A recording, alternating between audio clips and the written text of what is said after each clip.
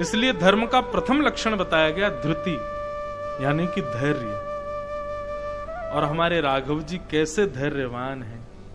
उनकी धैर्यता का वर्णन रामचरितमानस के बालकांड में गोस्वामी श्री तुलसीदास जी महाराज तब करते हैं जब राम जी अपने गुरुदेव वशिष्ठ जी के साथ, छोटे भैया लखनलाल जी के साथ श्री सिया स्वयंवर में पहुंचे और वहां का वर्णन करते हुए हमारे गोस्वामी जी वर्णन कर रहे हैं।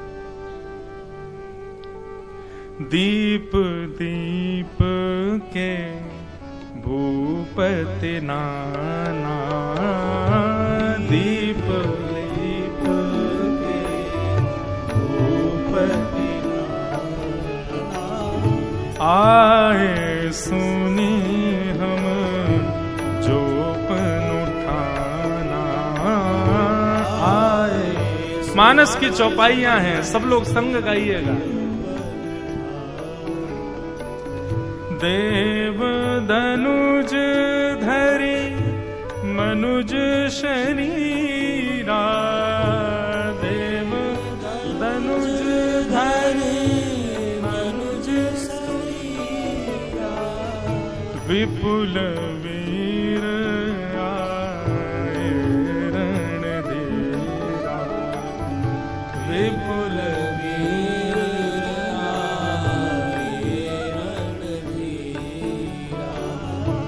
अब जन को माखे बट मानी, अब जन को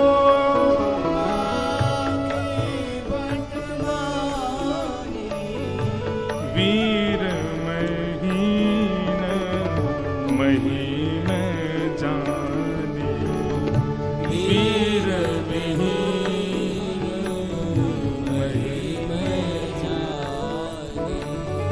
तजहु आश निज निज ग्रह जाहु, तजहु आश निज निज ग्रह जाहु, लिखान विधि वैदेही विवाहु, लिखान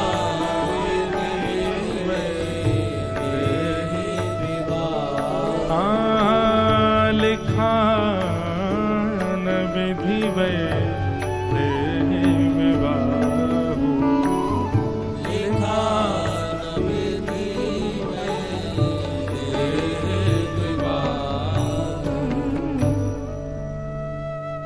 श्री जनक जी महाराज ने अपनी अत्यंत लाडली पुत्री जानकी जी के स्वयंवर का मंगल उत्सव मनाया। बड़े बड़े राजा, बड़े बड़े देव तुल्य बल वाले सब वहां पधारे। वर्णन आता है कि महाराज 10,000 राजा एक साथ प्रयास करते लेकिन उस धनुष को हिला नहीं पाते। बहुत ध्यान से सुनिएगा, हमारे श्री राघव जी के धृति धैर्य का वर्णन यहां पर किया जाएगा।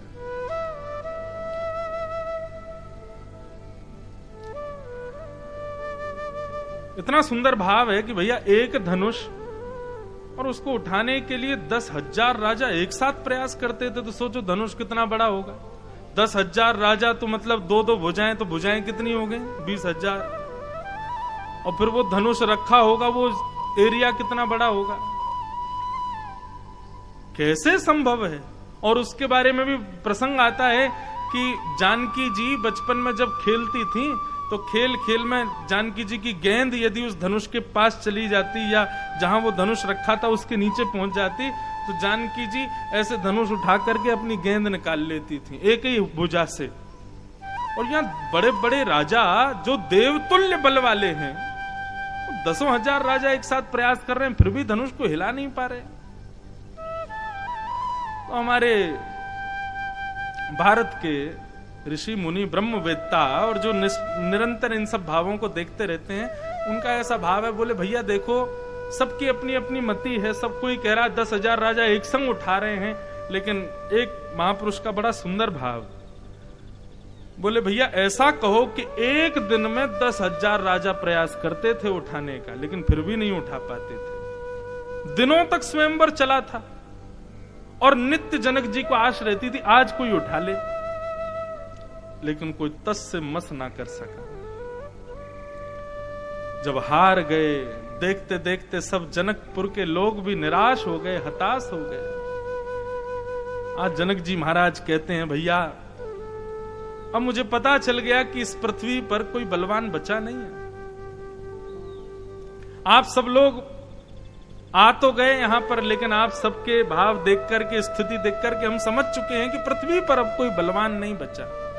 मुझे तो ऐसा लगता है हमारी जानकी जी का, हमारी पुत्री का विवाह विधाता ने उनके भविष्य में लिखा ही नहीं।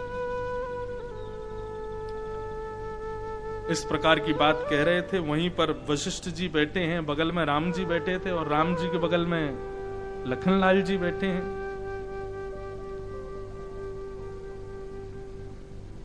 लक्ष्मण जी ने जब ये बात सुनी कि भैया ये जनक जी कुछ भी बोले जा रहे हैं, मंच से कह रहे हैं कि भैया पृथ्वी पर अब कोई बलवान नहीं बचे, शायद विधाता ने जानकी जी का विवाह लिखा ही नहीं है, ये ऐसी बात कैसे बोल सकते हैं। लक्ष्मण जी अपने स्थान से खड़े हो गए और कहने लगे, रघुवंशन मुहु जह को होई, ते ही समाज अस कहि न कोई। हे महाराज जनक जी, प्रणाम करता हूं, परंतु आपसे एक निवेदन करना चाहता हूं। रघुवंशी यदि किसी समाज में बैठे हों, किसी सभा में यदि रघुवंशी राजकुमार बैठे हों और आप इस प्रकार की बातें कहें कि भैया पृथ्वी पर कोई बलवान बचा नहीं है, यह आपकी बात को शोभा नहीं देता। जरा नजर उठा के देख लीजिए, यहां रघुकुल कमल दिवाकर राजा राम भी बैठे हैं। और एक संत तो कह रहे थे कि लखनलाल जी बोले राम जी का परिचय बाद में दिया, अपना बाद में दिया। रघुवंशी शब्द कहकर के मानो श्री लखन जी कहना चाहते हैं, किसी सभा में 6 दिन का दूध पीता रघुवंशी कुल का बालक बैठा हो तो भी आप ऐसा नहीं कह सकते कि पृथ्वी वीरों से विहीन हो गई है। रघुवंशियों की ताकत को भी आप जानते नहीं है महाराज। रघुवंशियों की ताकत की बात यदि कहें तो श्री लखनलाल जी कहते हैं, कंडुक एव ब्रह्मांड उठावो, जैसे एक बालक गेंद को उठा लेता है ऐसी पूरी पृथ्वी को उठा लूंगा मैं अपने भुजाओं पर। और जैसे बालक उछाल उछाल करके गेंद से खेलते हैं, ऐसी इस पृथ्वी को खिलौना बना करके खेल सकता हूं मैं। और इतना ही नहीं, कांचे घट जिमी डारो फेरी, जिस प्रकार घड़े को उठा करके कोई फेंक दे और वो फूट जाता है, ऐसे पृथ्वी को रसातल में फेंक करके फोड़ सकता हूं मैं, इतनी सामर्थ्य है मुझ में। लेकिन लखन जी यहां पर एक बहुत सुंदर बात कहते हैं, गोस्वामी जी ने अपनी वाणी में वर्णन किया है। बंधुओं, मानस की एक विशेषता बताऊं। मानस की चौपाई पढ़ते पढ़ते, प्रवचन तो बहुत दूर की बात है, गाना बहुत दूर की बात है, आप मानस जी की चौपाई पढ़ रहे हैं, उंगली रख करके मनी मन पढ़ रहे हैं, और आपके नेत्र सजल ना हो तो आप समझ लीजिए आप मानस पढ़ ही नहीं रहे हो।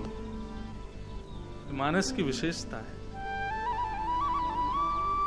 गोस्वामी तुलसीदास जी ने अद्भुत वर्णन किया है। गोस्वामी जी कहते हैं,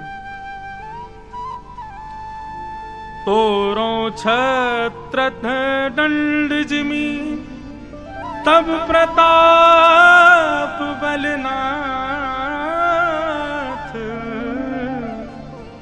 जो न करो प्रभु पद सपथ, कर्ण धरो धनुभात। अब बहुत ध्यान से सुनना। लक्ष्मण जी के बात को सुनकर के, उनके स्वभाव को देख करके, उनकी शब्दावली को सुनकर के यहां लक्ष्मण जी में अभिमान का दर्शन हो रहा था। गेंद की तरह पृथ्वी को उछाल दूंगा, मटके की तरह फोड़ दूंगा। और आगे तो कहते हैं, तोरों छत्रक दंड जिमी, बोले जिस प्रकार छोटे छोटे वो एक कुकुर मुत्ता जैसे निकल आते हैं बारिश के महीनों में, छतरी जैसे होते हैं, जैसे उनको एक बार में नोच लिया जाता है, ऐसे ही मैं पूरी पृथ्वी को विदीर्ण कर दूंगा। ऐसी ऐसी बातें लक्ष्मण जी कह रहे हैं। लेकिन यहां पर एक बात ऐसी लखनलाल जी कहते हैं जिससे उनके हृदय में भक्ति का जो दर्शन है वो होने लग जाता है। लखन जी कहते हैं ये सब करने की मेरे अंदर सामर्थ्य है, परंतु कब? तब प्रताप बल ना। ये सब करने की सामर्थ्य मुझ में है, लेकिन ये मेरा बल नहीं है, ये मेरे बगल में बैठे राघव की कृपा का बल है मेरे पास। नवलम ममई तत् महाविपत्ताप विनाशनोयम जनार्दनानुस्मरणानुभाव। श्रीमद् भागवत में प्रहलाद जी महाराज को जब अनंत प्रकार से मारने का प्रयास किया और श्री प्रहलाद जी का बाल बांका राक्षस नहीं कर पाए, तो सब राक्षस प्रहलाद जी से कहते हैं, अरे प्रहलाद तेरे पास कोई कवच है क्या? तूने कोई तंत्र मंत्र किया है क्या? तू मरता क्यों नहीं है? हमने तेरे को पहाड़ से फेंक दिया, तेरे को विष पिला दिया, तेरे को हाथियों के बीच में कुचलवाने का प्रयास, तू मरता क्यों नहीं है? प्रहलाद जी बहुत सुंदर उत्तर देते हैं। वही उत्तर दे रहे हैं जो यहां पर श्री लखनलाल जी कह रहे हैं। प्रहलाद जी कहते हैं कि दंता गजानां कुलिशाग्र निष्ठुर शीर्णायते ते नवलम ममई तत् महाविपत्ताप विनाशनोयम जनार्दनानुस्मरणानुभाव। सब लोग इधर देखो, इधर देखो, ध्यान से सुनो। 4 बजे से लेके 7 बजे तक आपको कुछ नहीं करना, केवल हमको सुनना है। 9 दिन आप इसी के लिए आए हो, इसलिए कोई आए जाए बैठे बोले बतियाए, सबसे कहना भैया अभी 7 बजे के बाद बात करना, कथा सुनो। और एक बात कहें, आप ये मत सोचो कि आप ही बैठे हो इस सभागृह में, यहां पर हमारे सोमनाथ महादेव भी बैठे हैं, निश्चित ही। और हैं तो एक ही रूप, लेकिन फिर भी अलग अलग स्थान पर हैं। तो सोमनाथ के गले में ऐसे गलवैया डाल के काशी विश्वनाथ भी बैठे हैं, मां पार्वती भी बैठी हैं, नंदीराज भी बैठे हैं, गणपति भी बैठे हैं, सब विराज रहे हैं। और सबसे बड़ी बात, हमारे अनंत बलवंत श्री हनुमान जी बैठे हैं। और एक और बात, उनके पीछे अपनी असंख्य पटरानियों के साथ द्वारिकाधीश भी बैठे हैं। तो आप यदि इधर उधर देखोगे, बात करोगे, तो हमको तो डिस्टर्ब हो नहीं हो ठीक है, उनको नहीं होना चाहिए कि वो भी कथा सुनने आए ना। सावधानी से सुनो, भाव से सुनो। प्रहलाद जी कहते हैं इन पर्वतों से फेंकने पर भी मैं जीवित हूं, विष पिलाने के बाद भी मैं जीवित हूं, बड़े बड़े हाथियों के पैरों के नीचे कुचलने के बाद भी मेरा बाल बांका नहीं हुआ, इन सब को प्रयास करने के बाद भी होलिका में मुझको जला दिया, तब भी मैं जीवित बच गया। इसमें मेरा बल नहीं है। बोले किसका बल है फिर? तेरे पास कोई कवच है, कोई तंत्र मंत्र है? तब प्रहलाद जी कहते हैं महाविपत्ताप विनाशनोयम जनार्दनानुस्मरणानुभाव। बड़ी बड़ी विपत्तियों का विनाश करने वाले जनार्दन भगवान नहीं, उन भगवान का केवल नाम मेरी इतनी रक्षा कर रहा है। सोचो राक्षसों, जिनका नाम मेरी इतनी रक्षा कर रहा है, अगर किसी दिन वो जनार्दन ही प्रकट हो गए तो तुम्हारा क्या हाल करेंगे? मुझे उनको बुलाने की जरूरत नहीं है, केवल उनका नाम मुख से ले लेता हूं, मेरे सब काम बन जाते हैं, मैं सब कुछ कर लेता हूं। आज लखन जी इतनी बड़ी बड़ी बात कर रहे हैं, मैं गेंद की तरह उछाल दूंगा पृथ्वी को, घड़े की तरह पटक दूंगा, फोड़ दूंगा, कुकुर मुत्ते की तरह नोच लूंगा, लेकिन अंत में आते आते कहते हैं तब प्रताप बलनाथ। किसके प्रताप से? ये मेरे बगल में जो बैठे हैं रघुकुल कमल दिवाकर, ये मेरे नाथ यदि मुझ पर रीझ जाएं, ये मुझ पर कृपा कर दें, तो ये सामर्थ्य है मेरे अंदर कि मैं ऐसा कर दूं। आह क्रोध में भर करके लखन जी जब इस प्रकार का उद्घोष करने लगे, तब हमारे राघव के प्रथम लक्षण का यहां दर्शन हुआ। प्रथम लक्षण क्या बताया? धृति, धैर्य। शयन ही रघुपति लखनु निवारे, शयन ही रघुपति लखन निवारे, शयन ही रघुपति लखन निवारे, शयन ही रघुपति और प्रेम समेत निकट बैठारे, प्रेम समेत निकट बैठारे। लखन जी को अच्छा देखो, बड़े भाई का अधिकार होता है डांटने का, बड़ा भाई पिता तुल्य होता है, और आजकल के बड़े भैया तो बहुत अधिकार जमाते हैं। छोटा भैया बेचारा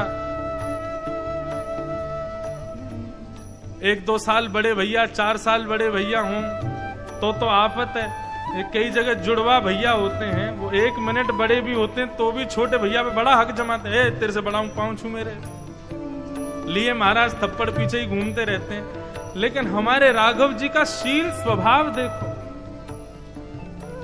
सभा में बैठे हैं, जनक जी की सभा में बैठे हैं, गुरुदेव बगल में बैठे हैं, बड़े बड़े राजाओं के बीच में लखन लाल जी रोषित हो रहे हैं, क्रोध कर रहे हैं, लेकिन उसके बाद भी राम जी चाहते तो थोड़ा भ्रगुटी टेढ़ी करके क्रोध में भर के लखन जी को कहते चुपचाप बैठ जाओ, अब मत बोलना। लेकिन नहीं, हमारे गोस्वामी जी वर्णन करते हैं, शयन ही रघुपति लखन निहारे, शयन ही, सिया करके लक्ष्मण जी को देख रहे हैं राघव, और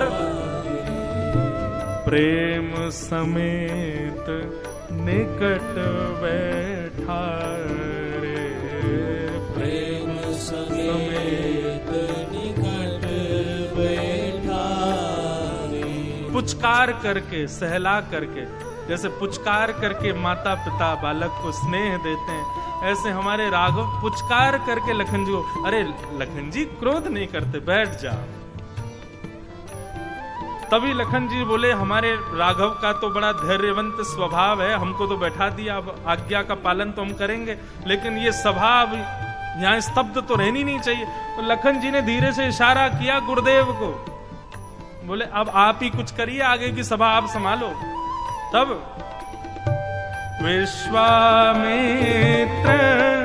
समय शुभ जानी, विश्वामित्र समय शुभ जानी, बोले अति स्नेहमय वाणी, बोले अति स्नेहमय वाणी, उठहु राम भजऊ भव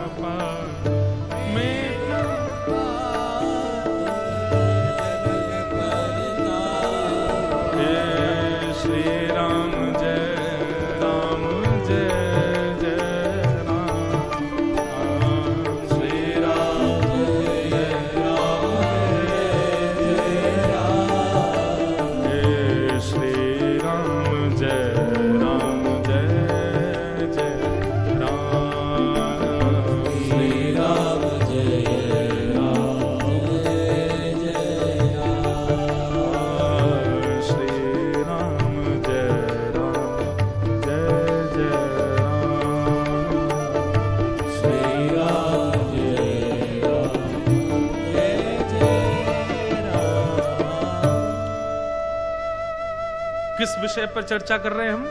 धैर्य। धैर्यवंत व्यक्ति में कौन कौन से लक्षण होने चाहिए, सब राम जी में देखिए। राम जी बड़े भैया हैं, अधिकार है क्रोध करने का, लेकिन फिर भी स्नेह से लक्ष्मण जी को देख करके और पुचकारते हुए बैठा रहे। प्रथम लक्षण। धैर्य जब आता है तो ये सब संग लेके आता है। फिर दूसरी चौपाई में गोस्वामी जी वर्णन कर रहे हैं कि विश्वामित्र समय शुभ जानी, बोले अति स्नेहमयी बानी, उठऊ राम भंजऊ भव चापा। राम जी सर्वगुण संपन्न हैं, सर्वयोग्य हैं, वे चाहें तो कुछ भी कर सकते हैं। ये धनुष तोड़ना उनके लिए विचार का विषय नहीं है। सोचना पड़े कि उठ के जाऊं धनुष तोड़ूं, इतना भी संभव नहीं राम जी के लिए। अरे उनके लिए कोई बड़ी बात है? इतने योग्य होने के बाद भी रघुनाथ जी प्रतीक्षा कर रहे हैं कि गुरुदेव कहेंगे तो जाऊंगा। ये धैर्यवंत व्यक्ति का लक्षण है। सामान्य व्यक्ति कैसा होता है?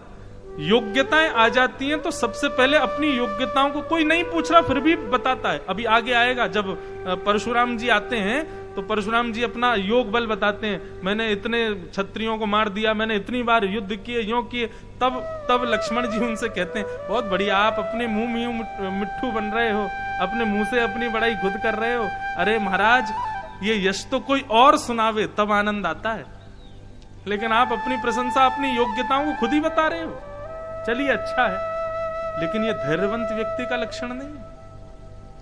कथा हुई थी सोमनाथ, हमने कराई, इतना पैसा खर्च किया, ऐसे किया वैसे किया। अरे कथा हुई द्वारिका में, हमने ही तो किया था, रात रात में ऐसी व्यवस्थाएं की। इस प्रकार ये धैर्यवंत व्यक्ति का लक्षण नहीं है। वो अपनी योग्यताओं का प्रदर्शन नहीं करता। श्री राघव में धैर्य है। वे चाहें तो जितने बड़े बड़े वहां पर राजा लगे हैं उस धनुष को तोड़ने में, राम जी चाहते तो उसको पहले दिन ही तोड़ करके कर देते, लेकिन नहीं, प्रतीक्षा कर रहे हैं। योग्य तो हैं हम, लेकिन गुरु आज्ञा तो हो, उसके बाद ही करेंगे। अपनी योग्यताओं का प्रदर्शन करना यह धैर्यवंत व्यक्ति का लक्षण नहीं है।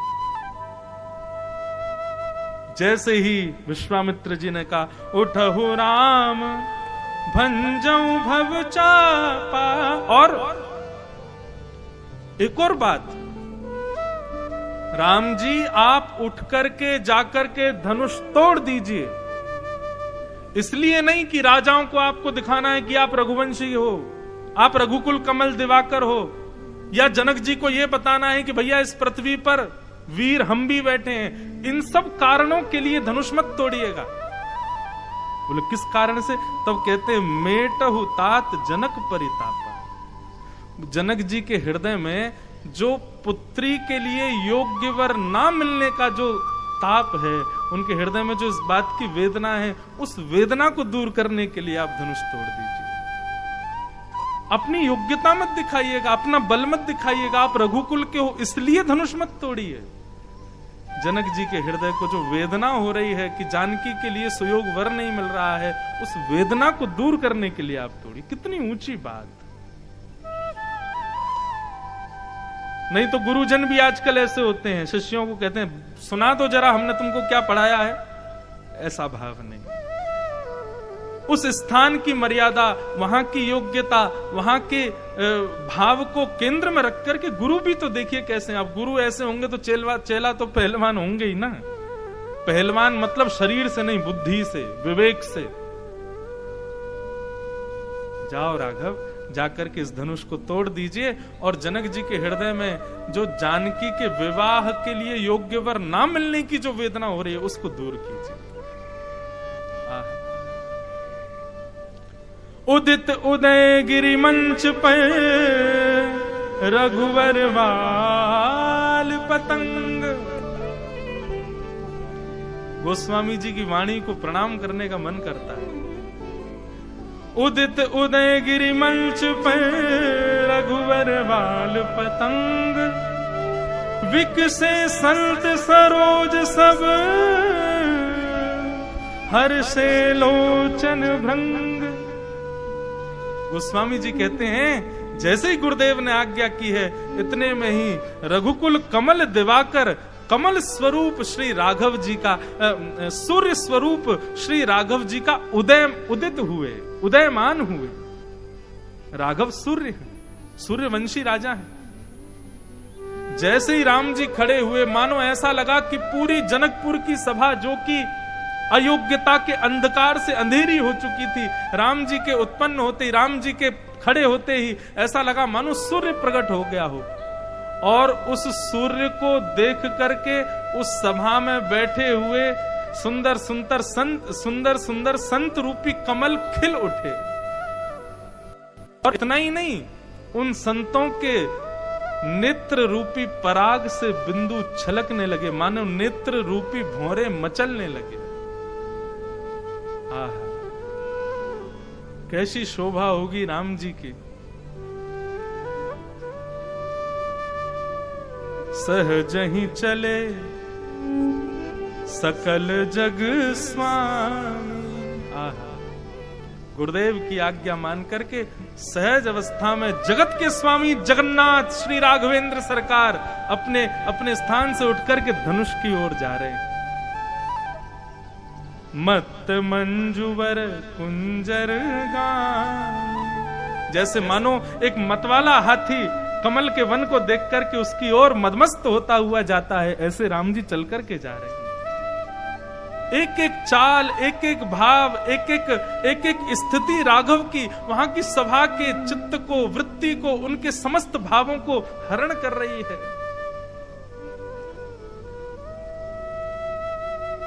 ऐसे हमारे राघव पहुंच गए धनुष के पास। अब और भी सब जो भी हुआ वहां पर, लेकिन जैसे ही धनुष के पास गए हैं, उसके बाद में भी ऐसा नहीं कि हम बड़े बलवान हैं, अभी लो ये उठाया तोड़ दिया महाराज। कितना सुंदर भाव कहते हैं, गुरु ही प्रणाम मन ही मन कीन्हा।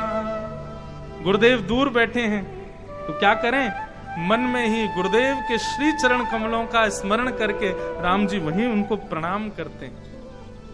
बंधुओं, ये धैर्यवंत व्यक्ति का लक्षण है। अत्यंत योग्यताएं होने के बाद भी अपने गुरु चरण कमल, अपने माता पिता चरण कमल, अपने इष्ट के चरण कमलों का सदा आश्रित रहता है। अहम उसमें आ नहीं सकता। गुरु ही प्रणाम मन ही मन किन्ना, अति लाघव उठाए धनु लीन्हा। आहा, गुरुदेव के श्री चरणों में मनी मन प्रणाम करके जैसे मानो रुई के फोए को उठा लिया जाता है, एक बार में ही राघव ने एक भुजा से ही उस धनुष को उठा लिया है। और दम के उदामिनी जिम जब लयऊ, पुनि नव धनु मंडल सम भयऊ, लेत चढ़ावत खेचत गाड़े, कहु न लखा देख सब थाड़े, तहि जब राम मध्य धनु तोरा, बरे भुवन धुनि घोर कठोरा, बरे भुवन धुनि घोर कठोरा, बरे भुवन धुनि घोर कठोरा, भरे भुवन धुनि घोर कठोरा, भरे भुवन धुनि घोर कठोरा, हाँ भरे भुवन धुनि घोर कठोरा, भरे भुवन धुनि घोर कठोरा। हे दम के उदामिनी जिम जब लयऊ, पुनि नव धनु मंडल सम भयऊ, लेत चढ़ावत खेचत गाड़े, काहू न लखा देख सब थाड़े, तहि छन राम मध्य धनु तोड़ा, तहि छन राम मध्य धनु तोड़ा, हे भरे भुवन धुनि घोर कठोरा, भरे भुवन धुनि घोर कठोरा, भरे भुवन धुनि घोर कठोरा, भरे भुवन धुनि घोर कठोरा। राजा रामचंद्र भगवान गुरुदेव के चरणों में मनी मन प्रणाम करके श्री राघव ने धनुष को उठाया और महाराज दम क्यों दामिनी जिमि जब लयहूं, पुनि नभ धनु मंडल सम भयहूं। जितनी देर में आकाश की बिजली कड़क करके शांत हो जाती है, कितनी देर के लिए होती है? ऐसा तो नहीं कि 2-3 मिनट तक कड़क ही रही हो, बस चमकती और शांत। जितनी देर आकाश में बिजली चमक करके शांत होती है, केवल इतनी देर में राघव जी ने धनुष उठाया, प्रत्यंचा चढ़ाया और तोड़ दिया एक क्षण में। लेत चढ़ावत खेचत गाढ़े, काहू न लखा देख सब ठाड़े। राम जी ने धनुष कब तोड़ा कोई देख ही नहीं पाया। क्यों? बोले इतनी जल्दी सब कुछ हुआ कि सब लोग देखते रह गए और टूट गया। और मानो ऐसा भी कह सकते हैं कि श्री राघव की ऐसी भाव भंगिमा प्रकट हुई कि साधारण नेत्र उनको देखे ही नहीं पा रहे थे। जिनके लिए तोड़ा गया केवल उन्होंने ही देखा, श्री जानकी जी ने देखा, बाकी कोई देख नहीं पाया उस छवि। या ऐसा कहें कि उस छवि को यदि कोई देख लेता तो फिर आगे की लीला देखने लायक रह ही नहीं पाते। इसलिए लेत चढ़ावत खेचत गाढ़े, काहू न लखा देख सब ठाणे। तीछने राम मध्य धनु तोड़ा। इतनी देर में ही राम जी ने धनुष को तोड़ दिया। भरे भुवन धुनि घोर कठोरा। ऐसी भयावह ध्वनि हुई आकाश में। भरे भुवन घोर कठोर, रव रविवाज तजि मारगु चले। चिक्करहि दिग्गज डोल मही अहि कोल घूरम कलमल। सुर असुर मुनि कर कान दीने, सकिल विकल विचार।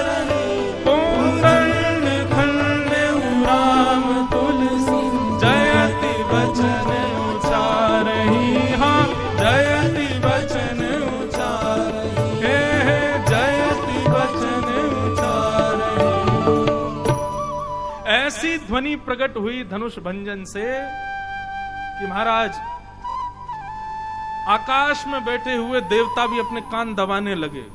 इतनी भयानक ध्वनि प्रकट हुई और क्षण भर की उस ध्वनि के बाद में सब जय जयकार करने लगे।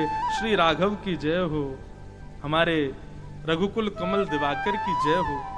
सब ने राघव जी को बार बार प्रणाम किया।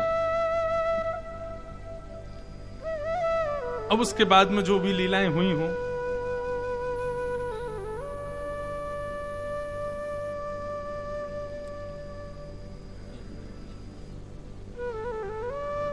राम जी ने धनुष भंजन किया, स्वयंवर आदि सब संपन्न हुआ वहां पर।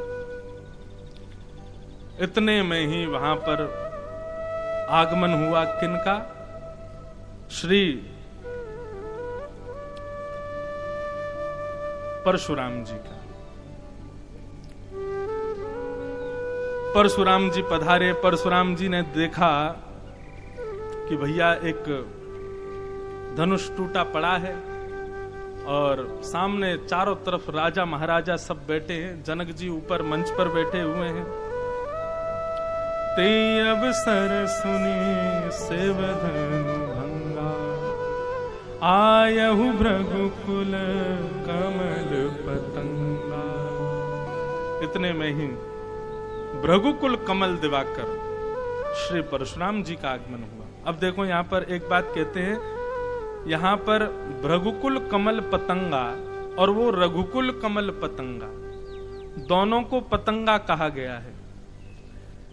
अब वैसे तो देखो हम ब्राह्मणों के इष्ट हैं परशुराम जी, लेकिन वे क्रोध के कारण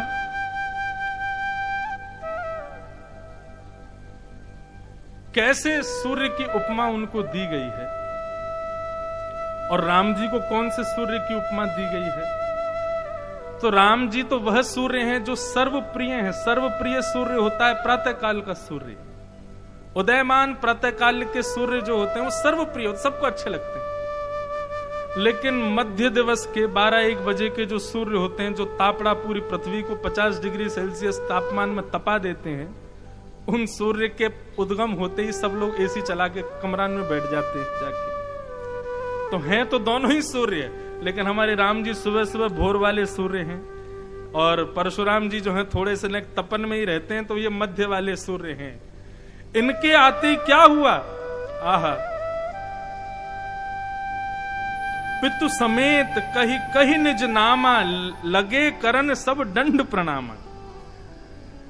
जैसे परशुराम जी को आते ही देखा तो जितने राजा महाराजा वहां सब बैठे थे, अब यहां तो लिखा है अपने पिता का नाम ले ले करके सबने दंडवत प्रणाम किया, पर जब मैं पढ़ रहा था तो मन में ऐसी छवि आ रही थी कि जैसे किसी से हम भयभीत होते हैं तो अपने पिताजी को संग लेके जाते, पिताजी यहाँ से हमको भय लगे ना कि आप थोड़ा बीच बचाव करते चलो, तो ऐसे सब राजा अपने अपने पिताओं के संग गए और जाकर के सबने प्रणाम किया, बोले कहीं मारे तो आप हमको बचा लेना। ऐसे परशुराम जी का आगमन हुआ। परशुराम जी आए, आकर के महाराज भ्रगुटी टेढ़ी करके सभा किस माहौल में है इसका कोई विचार ना करते हुए अतिरीस बोले वचन कठोरा, कठोर वचनों में बोलने लगे। कहू जड़ जनक धनुष के तोड़ा, ए जड़ जनक, ये धनुष किसने तोड़ा है? ना कोई राम राम, ना कोई श्याम श्याम, ना कोई जल की स्थिति में, ना कहीं बैठे हैं भैया सभा में आकर के पूछ रहे हो, धैर्यवंत होकर के कुछ बातचीत कर, कुछ नहीं। सभा में जाती और ऐसा भी नहीं किसी छोटे व्यक्ति से कह रहे हो, ललकारते हुए सामने बैठे हुए राजा कोई कहते हैं, और ऐसा भी नहीं कि हे राजन ये धनुष किसने तोड़ा, ना, ए जड़ जनक। जड़ की यदि आप हिंदी करो तो फिर बहुत सारे अर्थ निकल आते हैं। ऐसा कैसे कोई बोल सकता है जनक जी को? जनक जी कोई साधारण है? बंधु, हमारी भागवत जी में वेद व्यास जी ने सुखदेव जी को भागवत अध्यापन कराया, उससे पहले सुखदेव जी की परीक्षा लेने के लिए उनको जनक जी के पास भेजा। जनक जी जब तुमको पास कर देंगे तब हम तुमको भागवत का अधिकारी बनाएंगे। जनक जी कोई साधारण है? एक जगह प्रसंग आता है कि जनक जी इतना प्रेम करते हैं भगवत कथा से, एक हनुमान जी और दूसरे जनक जी, इनका सर्वधन है हरि चर्चा। यदि कहीं हरि चर्चा हो रही है तो हनुमान जी और जनक जी अपने आप को रोक नहीं सकते। जनक जी के विषय में बताया जाता है कि एक बार कोई वक्ता कथा सुना रहे थे, जनक जी बैठ करके सुन रहे थे, बड़े आनंद निमग्न होकर के सुन रहे थे। इतने में ही कोई दौड़ा दौड़ा आया और आकर के उसने कहा, हे महाराज जनक, आपके महल में आग लगी है, जल्दी चलो। आग लगी है ये बात सुनकर के वहां आसपास बैठे और भी राजकीय लोग थे, वे सब दौड़ने लगे, भागने लगे, अरे हमारे घर नहीं जल जाए, अरे ये नहीं हो जाए, वो नहीं हो जाए। लेकिन श्री जनक जी महाराज बैठे थे वहीं पर, व्यास जी से बोले, आप कथा मत रोकिए ना, आप अपने समय से कथा के प्रवाह को प्रवाहित करिए ना। व्यास जी ने कहा, अरे जनक जी आपका भवन जल जाएगा, आप राजा हैं और आपको प्रजा का ध्यान रखना है, ये इस प्रकार की विडंबनाएं आए तो आपको उठ के जाना चाहिए। श्री जनक जी महाराज बोले, मैं राजा हूं कथा के बाहर, लेकिन कथा में मैं श्रोता हूं, और इस समय मैं अपना सर्वस्व ठाकुर जी को दे चुका हूं, तो मेरी जिम्मेवारी ठाकुर जी के पास है। यदि आग लग रही है, कुछ जलेगा करेगा, जो कुछ भी होगा, जिम्मेवारी ठाकुर जी की है, संभालेंगे भी वही। और स्थिति ये हुई कि जनक जी के ठाकुर जी की कथा में इतनी प्रीति कि जो भी अग्नि आदि वहां लगी थी उसको आकर के बुझाया भी श्री रघुनाथ जी ने। क्यों? क्योंकि जनक जी की कथा में इतनी प्रीति है। मैं अपनी कथा में कहा करता हूं, कई लोगों को कहा जाता है, भैया कथा में आओ, अरे बड़े काम है महाराज, हमको ये करना वो करना, हम तो नहीं आ सकते। 4 घंटा कौन बैठे, 10 मिनट बैठ के चले जाएंगे। हम आपसे एक बात सत्य बताएं, कई लोगों की ऐसी भी स्थिति होती, मन तो बहुत करता है लेकिन हमारी समय नहीं है, इतने काम है। कभी ठाकुर जी के लिए 100 कामों को छोड़ करके देखिएगा, आप विश्वास मानिए, हम ऐसे ही नहीं बोल रहे हैं, आपके उन कामों को ठाकुर जी करने के लिए जाएंगे। क्यों? क्योंकि तुम कथा में बैठे हो। ठाकुर जी उस काम को संवारेंगे। बोले भैया वो कथा में बैठा है, उसको डिस्टर्ब मत करो, उसकी जगह हम चले जाते हैं। मध्य प्रदेश में तो एक मंदिर है हनुमान जी का, शिवपुरी में, क्या नाम है हनुमान जी? बगीचा वाले हनुमान जी। उन हनुमान जी के विषय में बताया जाता है कि बगल में ही पुलिस थाना है, वहां के एक हवलदार हनुमान जी के बड़े भक्त, हनुमान जी के मंदिर में जैसे ही प्रवेश करते तो निकलना ही भूल जाते, अपनी ड्यूटी पे ही नहीं जा पाते। तो जो थाना इंचार्ज थे उन्होंने उसको डांटा, बोले कि ए भाई देखो तुम्हारी भक्ति सब अपनी जगह ठीक है, लेकिन इस प्रकार से तुम ये अपनी ड्यूटी पूरी किया करो, समय पे आया करो। बोले क्या करें महाराज जी, हनुमान जी को देखते ही मेरी समाधि लग जाती, मैं आ नहीं पाता। कल से मैं एक काम करूंगा, मैं हनुमान जी को केवल दूर से ही प्रणाम करूंगा और फिर मैं आ जाया करूंगा, नहीं तो उनके पास जाती तो मैं सुध बुध खो देता हूं। अब दूर से प्रणाम करके आज जा रहा था पुलिस थाने, लेकिन उसका मन हुआ कोई बात नहीं, जरा सा प्रणाम करके आ जाता हूं भीतर। जैसे ही भीतर प्रविष्ट हुआ, देहाभिमान शून्य हुआ, वहीं बैठा रह गया, पूरा दिन निकल गया वहीं पर। रात जैसी हुई तो उसको स्थिति याद है, बोले कि अब मुझे लगता है कि मैं नौकरी करने लायक हूं नहीं। आज कितना सोच विचार के गया, फिर से मंदिर में जाके बैठ गया। आज इंस्पेक्टर साहब से जाके कह दूंगा भैया मुझसे नौकरी नहीं हो रही है, वर्दी सब ले लो, मैं तो भगत हूं, हनुमान जी के मंदिर में ही रहूंगा। तो जैसे ही थाने में उसने प्रवेश किया, जाकर के कहा सर जी हमसे ये नौकरी वोकरी नहीं हो पाएगी, आप तो हमारी नौकरी। बोले क्यों, क्या हो गया? बोले देखिए मैं आज भी नहीं आ पाया। बोले आज भी नहीं आ पाया मतलब? अरे सवेरे गए थे हम लोग, संग में गए थे, चोर पकड़ के लाए, तेने उसको बड़ा मारा था, ये देख उसको बंद किया, तूने ही तो बंद किया। बोले मैंने कब बंद किया, मैं तो पूरे दिन मंदिर में बैठा था। तब पता चला कि वो मंदिर में बैठा था, हनुमान जी उसकी वर्दी पहन के उसकी ड्यूटी कर रहे थे। आज भी ठाकुर जी के लिए कोई इतना समर्पण दिखाए तो सही। हम ये नहीं कहते कि आप अपने जरूरीतम कामों को भी छोड़ के कथा में आओ, लेकिन अगर ऐसा लग रहा सामान्य है, ठीक है हो जाएंगे, तो कभी कभी ठाकुर जी के भरोसे छोड़ के आओ तो सही कथा में। नहीं आपके कामों को पूर्णता ठाकुर जी करें तो कहना। श्री राम जी हमारे सब काम कर रहे हैं, श्री राम जी हमारे सब काम कर रहे हैं। ओ श्री राम जी हमारे सब काम कर रहे हैं, श्री राम जी हमारे सब काम कर रहे हैं। ओ हम राम के सहारे, राम के सहारे, हम राम के सहारे, राम के सहारे आराम कर रहे हैं, श्री राम जी हमारे सब काम कर रहे हैं, श्री राम जी हमारे सब काम कर रहे हैं। पतवार के बिना ही मेरी नाव चल रही है, पतवार के बिना ही मेरी नाव चल रही है, पतवार के बिना ही मेरी नाव चल रही, सब काम हो रहा है।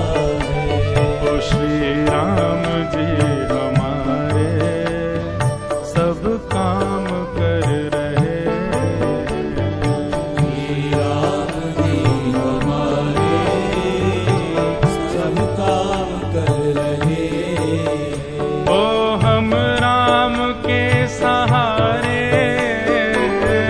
राम के सहारे, हाँ हम राम के सहारे, राम के सहारे आराम कर रहे हैं, श्री राम जी हमारे सब काम कर रहे हैं, श्री राम जी हमारे सब काम कर। राजा रामचंद्र भगवान की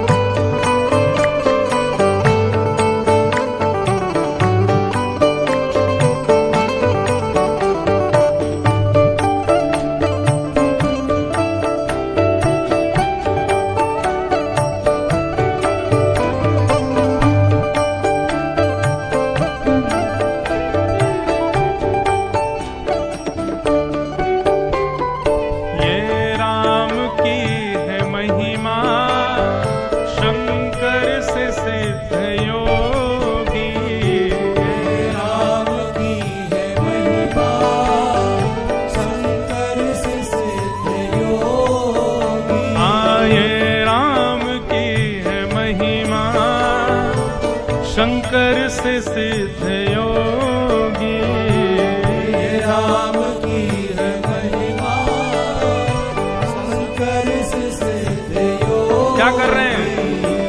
पी करके विष हलाहल, पी करके विष हलाहल, पी करके विष हलाहल, पी करके विष हलाहल। क्या कर रहे हैं? विश्राम कर रहे, पी करके विष हलाहल, विश्राम कर रहे।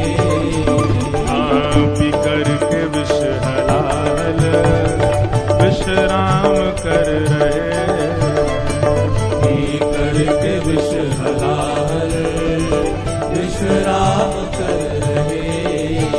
हम राम के सहारे, राम के सहारे, प्रभु राम के सहारे, राम के सहारे आराम कर रहे हैं। श्री राम जी हमारे सब काम कर रहे हैं। श्री राम जी हमारे सब काम कर रहे हैं। श्री राम जी हमारे सब काम कर रहे हैं। श्री राम जी हमारे सब काम कर रहे हैं। जो हो चुका, जो होगा, जो हो रहा है जग में, जो हो चुका जो होगा, जो हो रहा है जग में, जो हो चुका, जो होगा, जो हो रहा है जग में, जो हो चुका जो होगा, जो हो रहा है जग में। विश्वास भक्त का है, विश्वास भक्त का है, विश्वास भक्त का है, विश्वास भक्त का क्या है। सब राम कर रहे हैं। विश्वास भक्त का है, सब राम कर रहे हैं। हाँ, विश्वास भक्त का है, सब राम कर रहे हैं। विश्वास भक्त का है, सब राम कर रहे हैं। हम राम के सहारे, आइए हम राम के सहारे, राम के सहारे आराम कर रहे हैं। श्री राम जी हमारे सब काम कर रहे हैं। राम जी हमारे सब काम कर रहे हैं। श्री राम जी हमारे सब काम कर रहे हैं। राम जी हमारे सब काम कर भुजा उठा के करताल बजाओ, राजा रामचंद्र भगवान की।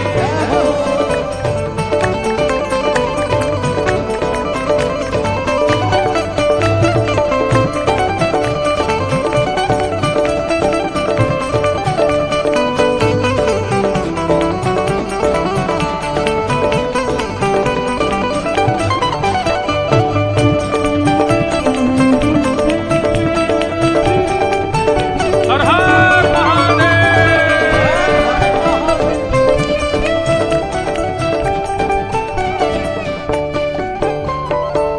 भक्तों की साधना की खेती हरी भरी है।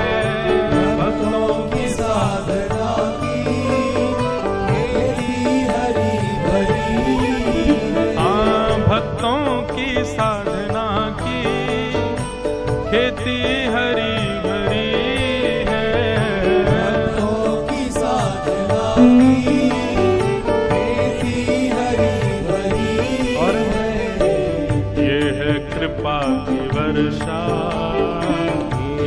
कृपा की वर्षा, ये है कृपा की वर्षा, ये है कृपा की वर्षा।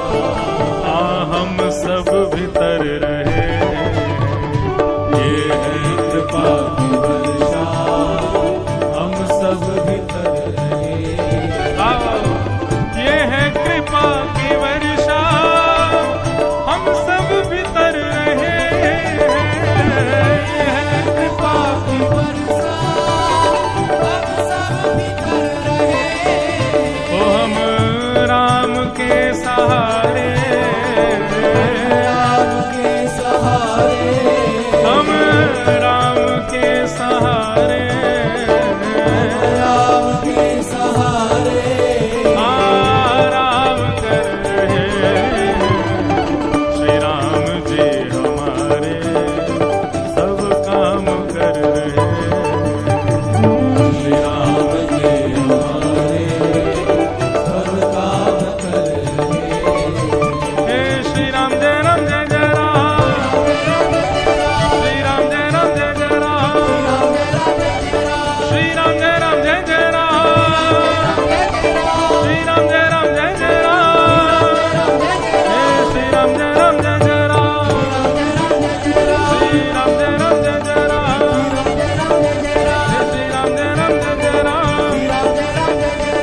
श्री राम जय जय राम, राजा रामचंद्र भगवान।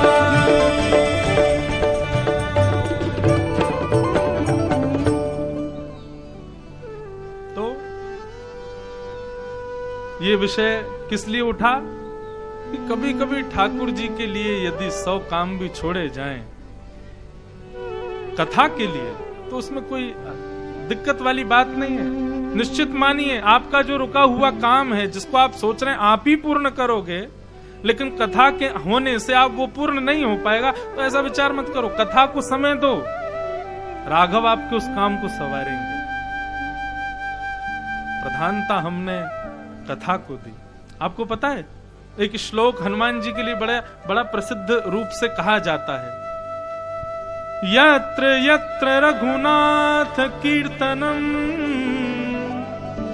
तत्र तत्र कृतमस्तकांजलिं बाष्पवारि परिपूर्णलोचनं मारुतिं नमत राक्षसान्तकम्। भगवान श्री राम जब अपनी लीला पूरी करके साकेत धाम को जाने लगे तो सब अयोध्या वासियों को संग लेकर के जा रहे थे। अनेक विमान पधारे, सब विमानों में बैठ बैठ करके जाने लगे। अंत में देखा अयोध्या की ओर सब बैठ गए थे, लेकिन हनुमान जी खड़े थे।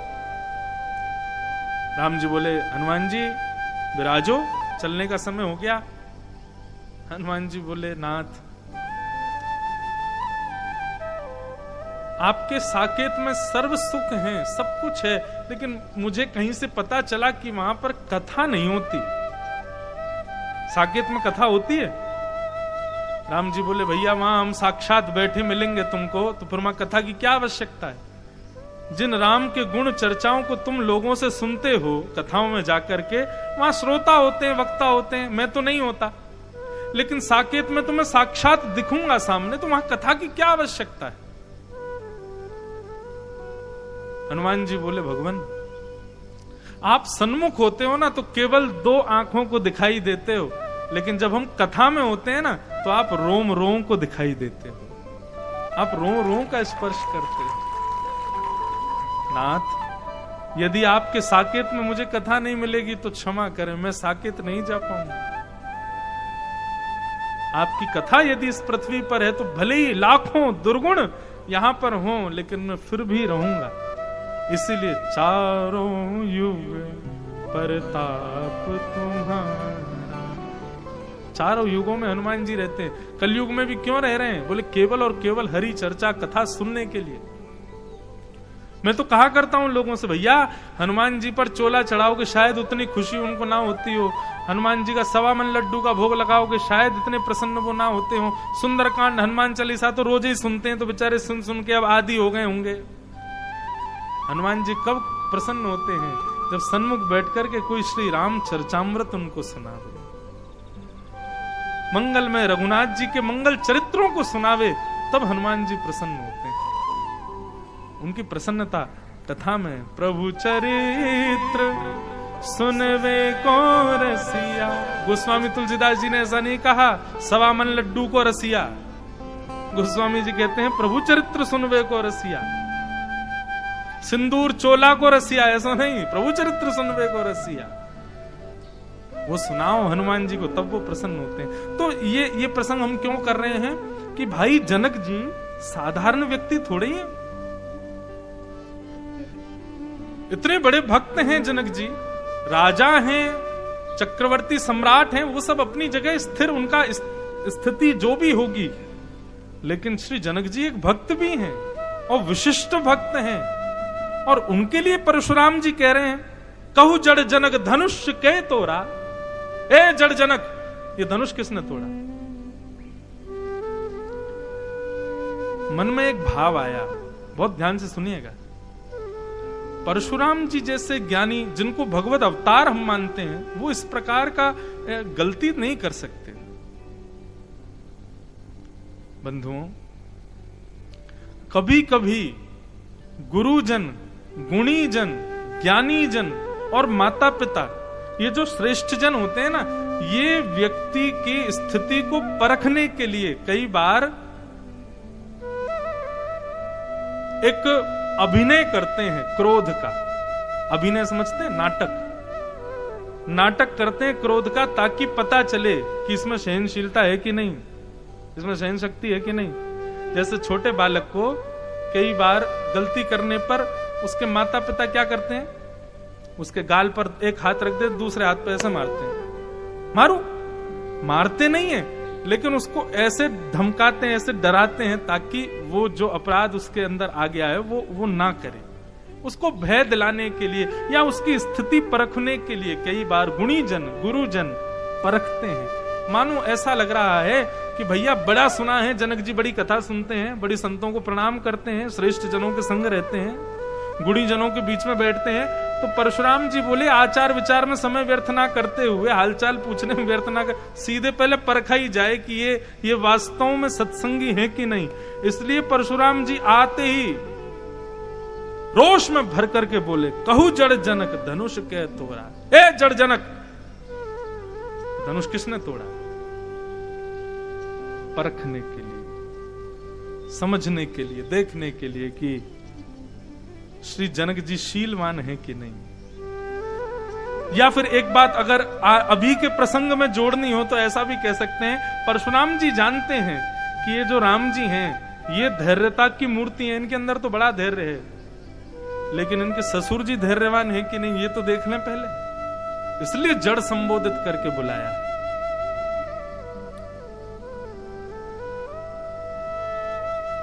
आहा,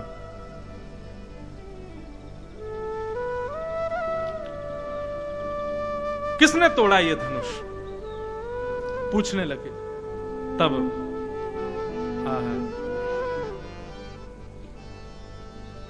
हृदय न हर्ष विषादु कछु बोले श्री रघुवीर। तब राम जी बोल रहे हैं और क्या कह रहे हैं? नाथ शंभु धनु भंजन हारा, नाथ शंभु धनु भंजन हारा। ऐसा लगता है बंधु, आपकी तो नहीं पता, मैं अपनी बताऊं। जब भी ऐसा कहते हैं ना कि श्री राघव बोल रहे हैं, और जब उस चौपाई का गायन करता हूं मेरे रोंगटे खड़े हो जाते हैं। चौपाइयां सब बोल रहे हैं, यहाँ पर श्री गोस्वामी तुलसीदास जी सबके भाव कह रहे हैं, लेकिन जब वे कहते हैं कि श्री राघव बोल रहे हैं, कभी कभी लगता है ये 10 लक्षण बताने की जरूरत नहीं है, एक एक शब्द में 10 लक्षण दिख रहे हैं। श्री राम जी बोल रहे हैं नाथ शंभु धनु भंजन हारा, नाथ शंभु धनु भंजन हारा। कौन? होई के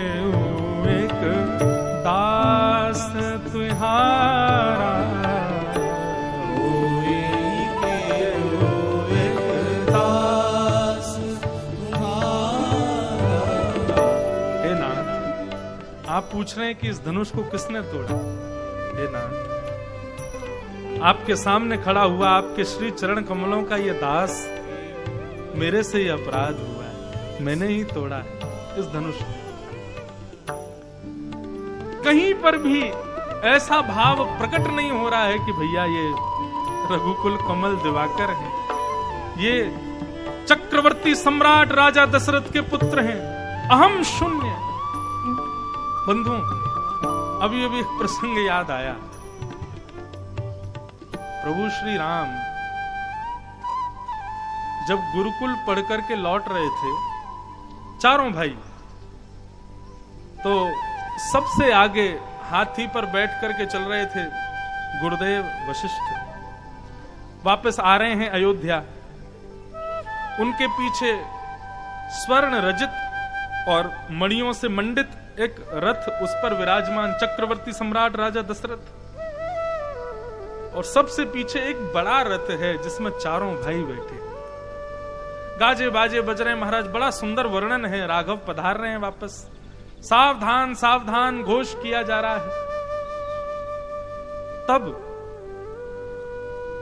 दर्शनार्थियों की सभा में सब खड़े हैं, वहीं पर खड़ा था जिसको बाद में निषाद राज गुह कहा गया, वो गुह भी खड़े थे। एक प्रकार से वन्य जातीय मानव हैं, तो इतनी श्रेष्ठता उनको नहीं दी जाती थी, लेकिन उनके हृदय में श्री राघव के लिए बड़ा प्रेम। सब लोग नए नए उपहार लेकर के श्री राम जी को भेंट करने के लिए जा रहे हैं। कोई माला लेके आया, कोई पुष्प हार लेके आया, कोई मिष्ठान लेकर के आया, कोई घर से कुछ बना के लाया, कोई पोशाक लाया राम जी को भेंट देने के लिए, और सब नीचे से ही दे रहे हैं, भैया सम्राट के पुत्र हैं, मिल तो सकते नहीं है। लेकिन जो गुह था, निषाद था, उसने राम जी को भेंट करने के लिए एक बाण रखने वाला तस्कर बनाया। सुंदर सुंदर छोटी छोटी झाड़ों से, सीखों से एक सुंदर तस्कर बनाया और उसको पुष्पों से सजाया, उसको बढ़िया सुंदर, अब जितना वन्य में सामग्री मिल जाती है उन सामग्रियों से उसको सुंदर सजा करके तैयार किया। खड़े थे भीड़ में निषाद, इतने में ही हाथी गए, गुरुजी बैठ करके जा रहे हैं, चक्रवर्ती सम्राट जा रहे हैं, और सबसे पीछे विशाल एक रथ पर राम जी, भरत, लक्ष्मण, शत्रुघ्न चारों भाई आ रहे हैं। राम जी का शीलता स्वभाव वो ऐसा है कि उस पर कौन न्योछावर नहीं होता। जैसे ही रघुनाथ जी को देखा तो सब लोग जय जयकार में उपमाएं दे रहे थे। रघुकुल कमल दिवाकर, कौशल्यानंदन, दशरथ नंदन, अवध राज, आदि आदि सब उपमाएं लगा रहे थे नाम के आगे। जैसे आजकल महात्माओं को लगा श्री श्री 1008 आदि आदि लगाते हैं ना, ऐसे उपमाएं लगा रहे थे सब लोग। लेकिन निषाद बोला, अरे देखो मेरे राम आ गए, अरे देखो मेरे राघव आ गए, अरे देखो मेरे रघुवीर आ गए। कोई उपमाएं नहीं लगाई। और जब बिना उपमाओं के राम जी का नाम बोला गया तो जितने भी लोग वहां खड़े थे वो सब उस पर रोषित हुए। क्या बोलते हो? अरे स्वच्छंद अकेला नाम बोल रहे हो, जानते हो कौन है मैं? सब लोगों को अनुचित लगा होगा, लेकिन रथ में बैठे राम जी उपमाएं सुनकर के नेत्र बंद कर रहे थे। लेकिन जैसे ही सुना कोई कह रहा मेरे राम आ गए, तुरंत राम जी के नेत्र खुल गए। बोले ये कौन है जो बिना उपमाओं के मुझे इतनी प्रियता से पुकार रहा है? बंधुओं क्षमा कीजिएगा, जब नाम के आगे अनेक उपमाएं आ जाती ना तो दूरी बन जाती है। ये कौन है? डीएम साहब हैं। तो फिर लगी जाता है, इनके लिए सोफा लगाओ, अलग बैठाओ। ये कौन है? बोले हमारे यहाँ के विधायक जी हैं। ओ ऊपर बैठाओ। ये कौन है? बोले फलाने। जो भी उपमाएं लगा दो तो फिर एक वो श्रेष्ठता अलग की। और ये कौन है? अरे महाराज जी ये हमारा मित्र है। भाई यहाँ पे बैठ जा, यहीं बैठ जा, एक ही थाली में भोजन लगा दो, मित्र है ना। उपमाएं नष्ट होते ही सन्निकटता बढ़ जाती है। इसलिए मैं कभी कभी अपनी कथा में भी कहा कहता हूं, हमारे ब्रज का तो यही भाव है, भगवान को भगवान नहीं अपनो लाला मानो, अपनो सखा मानो। गोस्वामी तुलसीदास जी तो कहते हैं, तोहे मोहे नाते अनेक मानिए जो भावे। नाता बनाओ तो सही, उपमाएं जाते ही सन्निकटता बढ़ जाती है।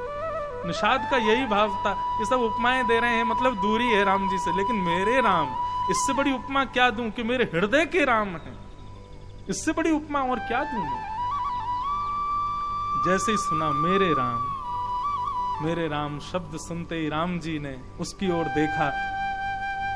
तो जब उसने मेरे राम कहा था, 2-3 लोगों ने उसको धक्का देके पीछे कर दिया, बेचारा गिर गया था। लेकिन जैसे ही राघव ने देखा तो तुरंत रथ को रोकने का आदेश दिया। चक्रवर्ती सम्राट ने पीछे मुड़ करके देखा दशरथ जी ने, तो राम जी दूर से इशारा करके आज्ञा लेते हैं, पिताजी मेरे बड़े अभिन्न मित्र मुझसे मिलने के लिए खड़े हैं, मैं मिल लूं? दशरथ जी बोले, चक्रवर्ती सम्राट के पुत्र हो राघव, मित्रता अपने समकक्ष के लोगों से की जाती है। ये बात सुनकर के राम जी को बिल्कुल अच्छा नहीं लगा, लेकिन राम जी के नेत्रों में ही ऐसी गंभीरता है कि चाहे पिता दशरथ हो, चाहे गुरु वशिष्ठ हो, यदि वे भी कोई अनुचित कृत्य करते हैं तो श्री राम जी के केवल नेत्र देखने मात्र से समझ जाते हैं। जैसे ही कहा कि मित्रता तो समकक्ष के लोगों से होती, तो राम जी ने बस गंभीरता से पिताजी को देखा, और देखने मात्र से ही पिताजी समझ गए। बोले, नहीं, अरे मैं किसके सामने बोल रहा हूं, ये राघव हैं, शीलता की, सौम्यता की, करुणावतार हैं ये तो। तुरंत दशरथ जी ने आज्ञा दी, बोले जाओ मिलो। रथ रोक करके राम जी नीचे उतरे और उतर करके निषाद को अपने हृदय से लगाया। हृदय से लगा करके उनके द्वारा प्रदत्त उस तस्कर को जैसे ही राघव जी को दिया, बड़ी पोशाक दी थी लोगों ने, बड़े बड़े सामग्रियां दी थी, लेकिन राम जी कहते हैं आज अयोध्या के भवन में प्रवेश करते समय पोशाक क्या पहनूंगा मुझे नहीं पता, लेकिन हाँ तस्कर यही धारण करूंगा जो निषाद लेके आए, इसी में ही बाणों को लेकर के जाऊंगा। लेकिन अब यहां पर एक बात आती है कि पिता की आज्ञा का उल्लंघन किया, और राम जी मर्यादा पुरुषोत्तम है, पिता की आज्ञा मानते हैं। पिता की आज्ञा के आ गई तो 14 वर्ष वन में चले गए, आदि आदि सब बातें हुई। और आज यहाँ पिताजी ने एक बार कहा कि भाई समकक्ष के लोगों से मित्रता करो। अब चाहे पिता वाणी है, कैसे भी हो, माननी तो चाहिए, राम जी इसके प्रदेता हैं, फिर क्यों इन्होंने आज्ञा का उल्लंघन किया? तो राम जी को जब पता चला कि आज्ञा का उल्लंघन हो चुका है, हमने पिता की आज्ञा ना मान करके तब भी निषाद को हृदय से लगाया, तो मित्रता समकक्ष के लोगों से होनी चाहिए, तो अब इसको समकक्ष बना दिया जाए। पिताजी निषाद को वन का राजा बना दो, तो ये भी राजा हम भी राजा, फिर समकक्ष की मित्रता हो जाएगी। तब निषाद को राज बनाया गया, वन का राजा बनाया गया, और यहाँ पिता की आज्ञा भी पूर्ति हुई। बड़ी बड़ी सूक्ष्मता है राघव के चरित्र में। हमारे राम जी बड़े सूक्ष्मता से सब क्रियाओं को कर रहे हैं।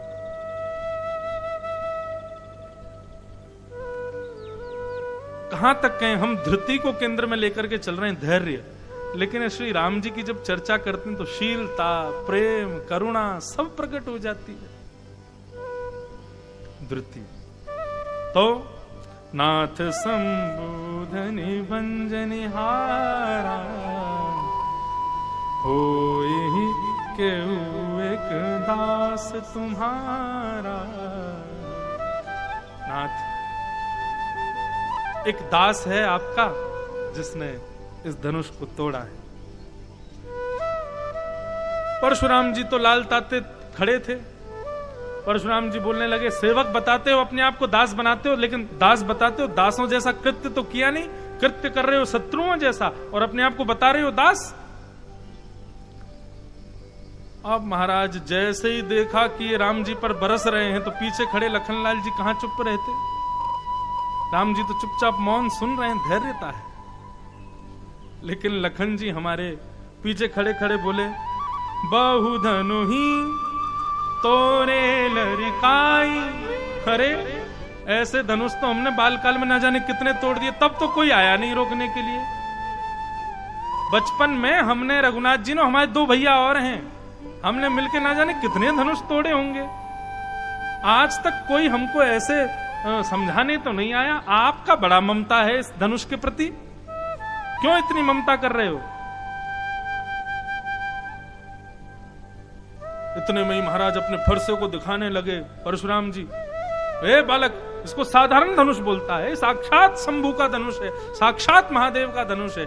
अब जैसे ही लखन जी कुछ कहते तो रूप का दर्शन करो, लीला का दर्शन करो। यहां पर परशुराम जी क्रोध कर रहे हैं, राम जी हाथ जोड़ के खड़े हैं। पीछे से जैसे ही देखें कि भाई ये राम जी पे चिल्ला रहे हैं, तो लखन जी रुकते नहीं, लखन जी बोल पड़ते। लखन जी जैसे ही बोलते, परशुराम जी अपने फरसा को ऊपर करते, तो राम जी तुरंत दंडवत प्रणाम करते परशुराम जी को। छोटा बालक है, आप रोषित मत हो। और जैसे ही राम जी को चरणों में प्रणाम करते हुए देखते, तो परशुराम जी का गुस्सा ठंडा हो जाता। चलो ठीक है, बैठ के बात करते हैं। लेकिन यहां पर स्थिति क्या, राम जी जैसे ही प्रणाम करें तो लक्ष्मण जी और आग बबूला हो जाए। बोले ये क्यों प्रणाम कर रहे हैं इनको? और लखन कहा हंसी हमने जाना, सुनहु देव सब धनुष समाना। बोले कुछ भी कहिए आप, चाहे हरि का धनुष बताइए, चाहे हर का धनुष बताइए, लेकिन हम लोग तो सब बालक हैं, हमारे लिए सब धनुष समान है। हमको इसमें और उसमें कोई परितंत्रता दिखाई नहीं देती, कोई विलक्षणता नहीं दिख रही है। और रही बात, आप हमारे भैया पे इतना बरस रहे हो, आप हमारे भैया को सुना रहे हो, सही पूछो तो हमारे भैया ने धनुष छुआ ही नहीं। हाँ भाई, किसी राजा ने देखा कि हमारे भैया ने धनुष तोड़ा? कौन कहे देखा, क्योंकि देख ही नहीं पाए थे। जब धनुष टूटा तो सबकी आंखें बंद हो गई थी। बोले यहां बैठा कोई भी व्यक्ति प्रमाण से कह दे कि हमने देखा था राम जी ने धनुष तोड़ा है, लेकिन कोई भी राजा खड़ा नहीं हो रहा, कोई बोल नहीं पा रहा, देखा ही नहीं किसी ने। ये त्रेता युग है महाराज, यहाँ सब सच बोलते थे। आज के कलयुगी लोग होते तो राम जी पर और बरसे परशुराम, इसलिए बोलो देते हाँ हमने देखा था। लेकिन ये त्रेता है, सब सच बोल रहे हैं, नहीं किसी ने नहीं देखा। तब लखन जी बोले हम बताएं असलियत क्या थी परशुराम जी? बोले क्या? बोले हमारे भैया ने धनुष तोड़ा नहीं तो? बोले छुअत टूट रघुपति हूं न दोषु। जनक जी के यहां रखा ये धनुष, इसमें जंग लग गई है। हमारे राम जी तो चाह रहे थे कि उठा के इसको तोड़े, लेकिन इतना पुराना हो गया कि हमारे राम जी के स्पर्श करते ही टूट गया। उन्होंने तोड़ा थोड़ी, स्पर्श करते ही टूट गया। राम जी का इसमें कोई दोष नहीं है। आप हमारे राम जी पर रोषित मत होइए। इतने में ही परशुराम जी बखान करने लगे, अरे तू जानता नहीं है बालक किसके सामने बोल रहा है? और मैंने इतनी बार छत्र विहीन किया है पृथ्वी को, राजाओं को मार दिया, मेरे फरसे से डरो, आदि आदि सब बातें करने लगे। लेकिन जब देखा कि परशुराम जी का क्रोध बढ़ रहा है, तो श्री जानकी जी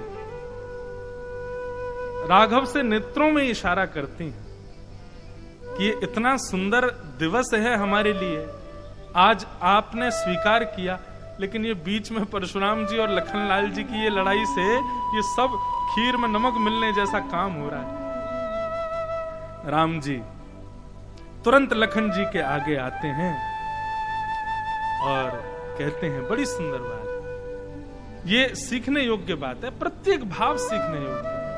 विप्रवंश के असी प्रभुताई, विप्रवंश के असी प्रभुताई,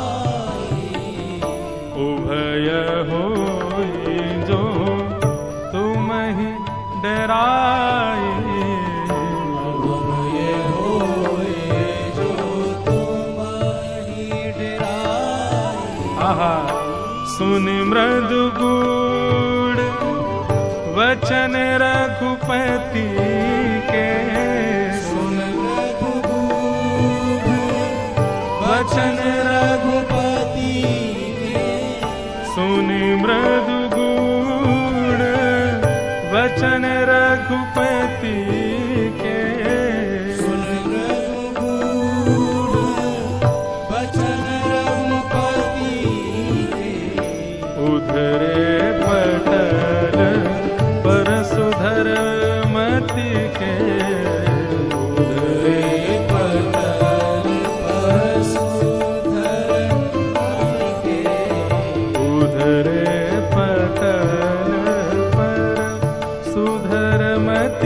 के रे पतल परसोधर मती के। विप्रवंश के असि प्रभुताई,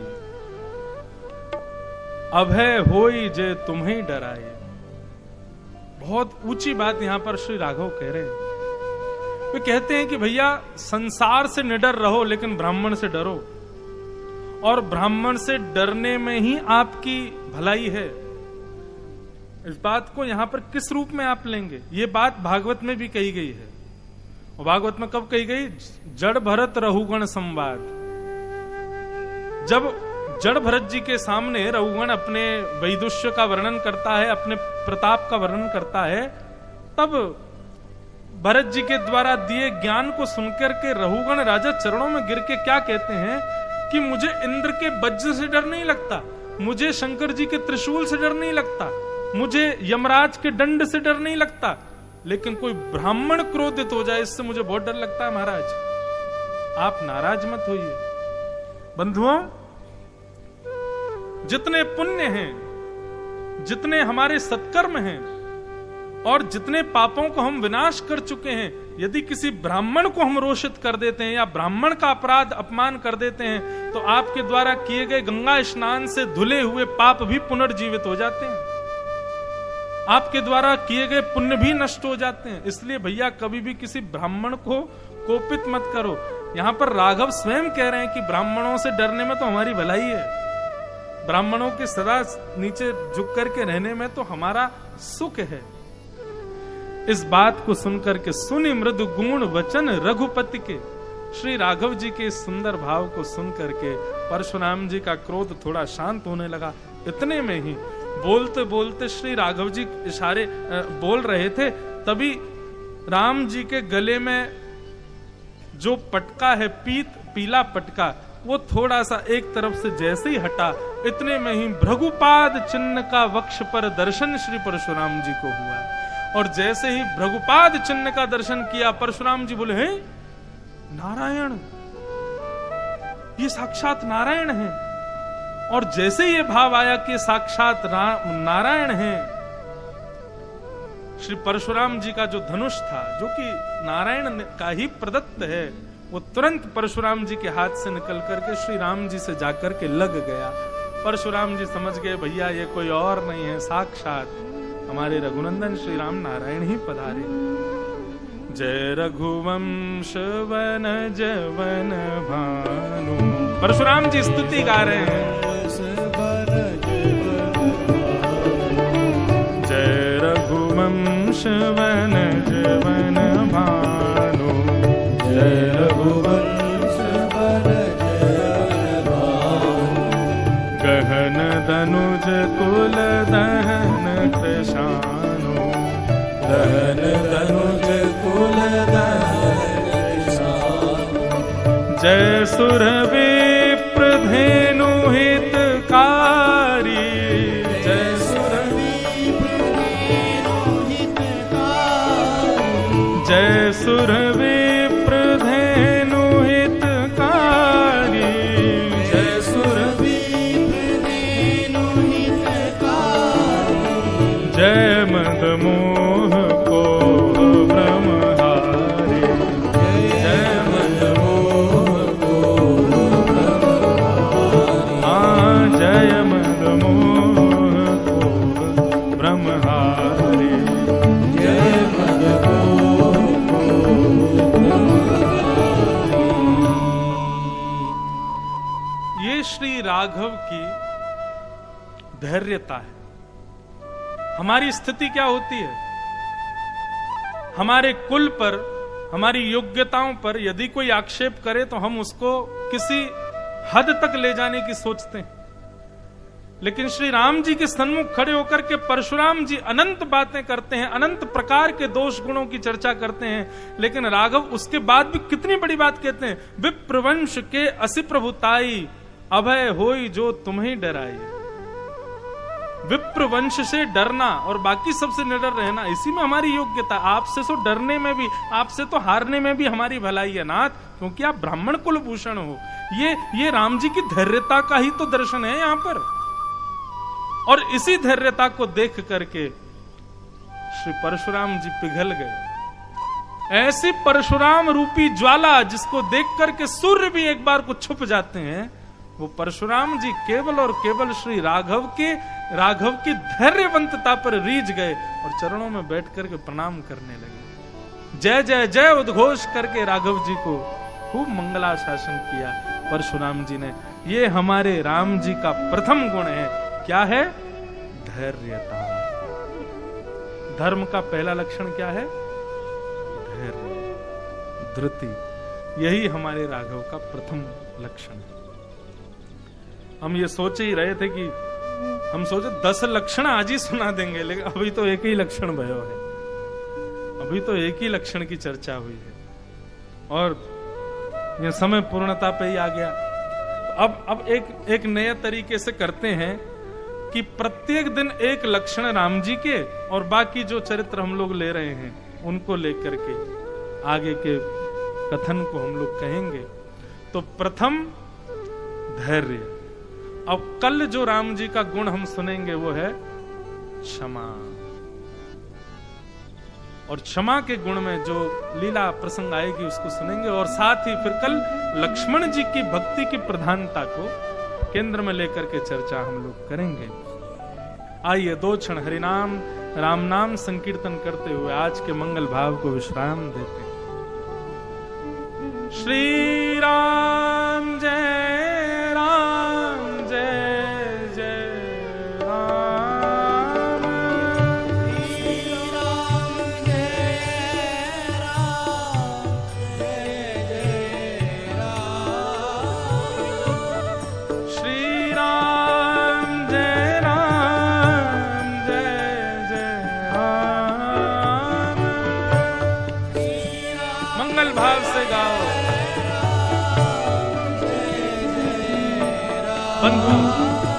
एक बात हमारी सुन के जाइए थोड़ी। आप सब लोग सोमनाथ भगवान का दर्शन कीजिएगा, लेकिन अधिकतर लोग जब शिवालय में जाते हैं तो मुख पर नाम होता है ओम नमः शिवाय, ओम नमः शिवाय, ओम नमः शिवाय। ना, उल्टा करो। शिव को जो प्रिय है उनका नाम उच्चारण करके जाओ, शायद आपको जल्दी दर्शन हो जाएंगे। आज दर्शन करने जाओ या कल जाओ तो श्री राम जय जय राम इस मंत्र का उद्घोष करते हुए जाना।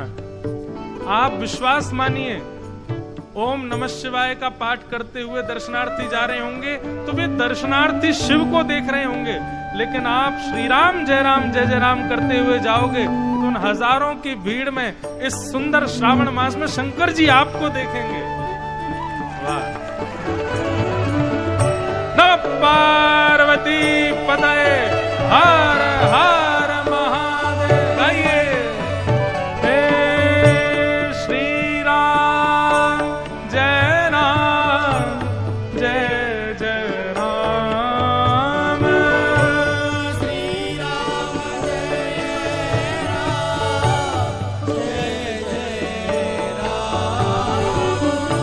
श्री राम जय राम जय जय राम, श्री राम जय